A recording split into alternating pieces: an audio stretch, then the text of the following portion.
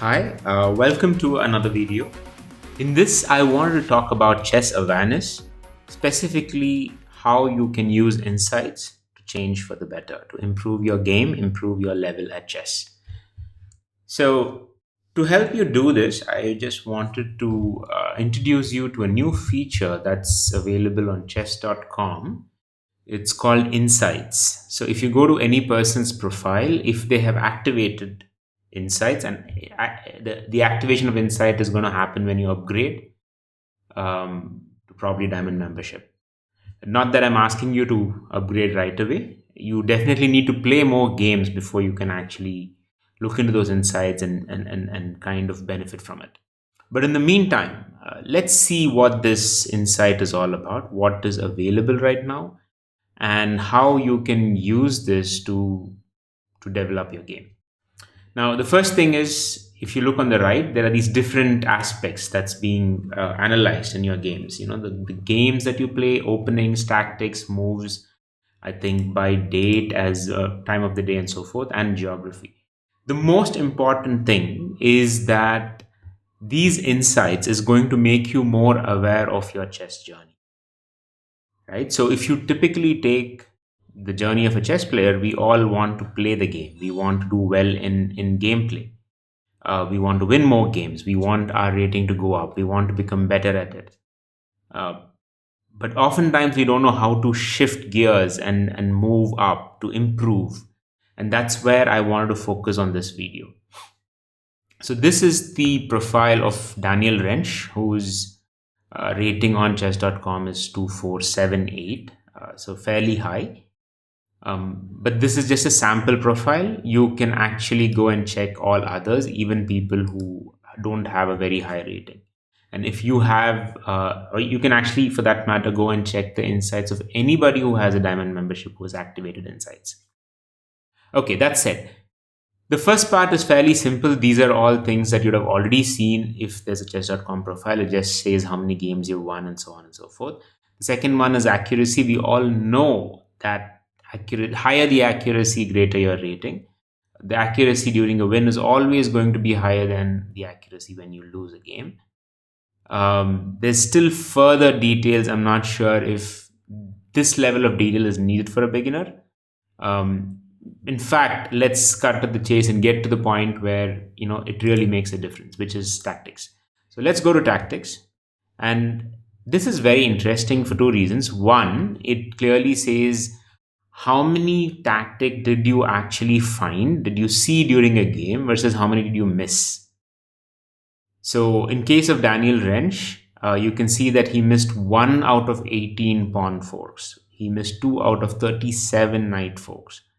1 out of 9 rook forks. Now, you got to read this with a bit of a disclaimer. It's quite possible that might not have been the best move. It's quite possible that in the scheme of the game, in the situation of the game, that something else was a much better move, right? So, and probably the player took that particular route rather than just looking for finding forks. But I think that is something that's going to apply across the board for all players. What's more important is to see the percentages. How many times does one find it? And I've analyzed a couple of student profiles, and I've seen that one of the biggest difference between people who have high ratings and ones who don't is the sheer weight of this percentage, the number of times they find it. Another equally interesting one is to actually compare yourself with similar players. So in this case, if you look at the pawn, you can see that similar players typically have 75% found range versus Daniel, who has a 94%. So you can see that's where the difference typically tends to happen, right? So other people who have a rating of around 2500 have a 71% find rate for rook versus Daniel, who has 89%, right? So this just goes on to say that how important tactics are in your game, because the more you are able to spot this, it's quite possible that in the scheme of the game that you might choose not to actually do it, but at least spotting it requires this percentage to be high. An equally interesting one is the checkmates, where you have what percentage of mate in 1 do you spot, mate in 2 do you spot, and mate in 3 do you spot.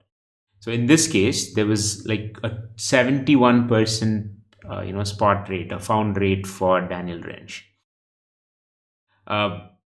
Interesting thing that I've seen between beginners and somebody who has a high rating is that Maiden 1 is quite erratic, but Maiden 2 and Maiden 3 are almost certainly 100% to a high degree, high percentage for people who have high ratings, right?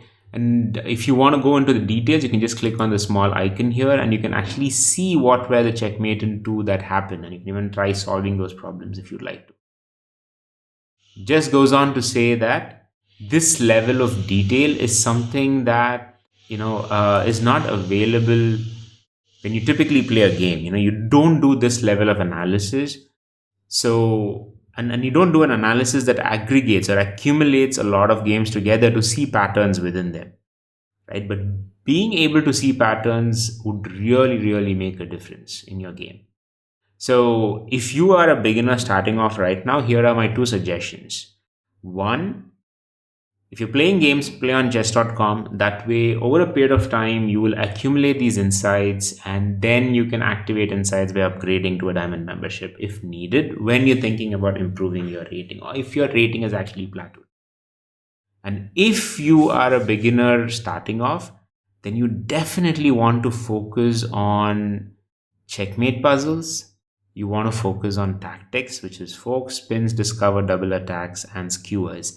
These are the 4 topmost tactics that you got to be really, really good at, and equally good at checkmate in 1. This is the insight that has come from millions of games played on chess.com, and you can see this pattern kind of repeating again and again between people whose rating is lesser versus people whose rating is high. So if you have a goal of increasing your rating, I think the starting point lies in tactics and mates, which is pretty much what every coach would have told you in the past. But now I think there's proof, there's data which actually backs up this claim, saying you want to improve, focus on checkmate puzzles, focus on tactics, because those are deterministic puzzles. There are correct answers and you're training yourself to find those correct answers. All right, next steps, leveraging insights. As I just told you, do more Maiden 1, 2, 3 puzzles, best way to start. And especially if you start doing very well in 2 and 3, your ability to do that in a game is going to definitely increase. And tactics are going to be very, very key. So you got to find the balance. If you're a beginner, you got to do 90% tactics, 10% gameplay. And as you keep moving to an advanced level, you can reduce the amount of tactics and spend more time towards gameplay. So that shift is what you would do as your rating and your level keeps increasing. I hope you found this helpful. And if you have any comments or insights to share, please leave your comments in the comment section. And if you'd like to hear more from me and watch more insightful videos of this nature, please click on the subscribe button and click on the bell icon. Thank you so much. See you in the next video.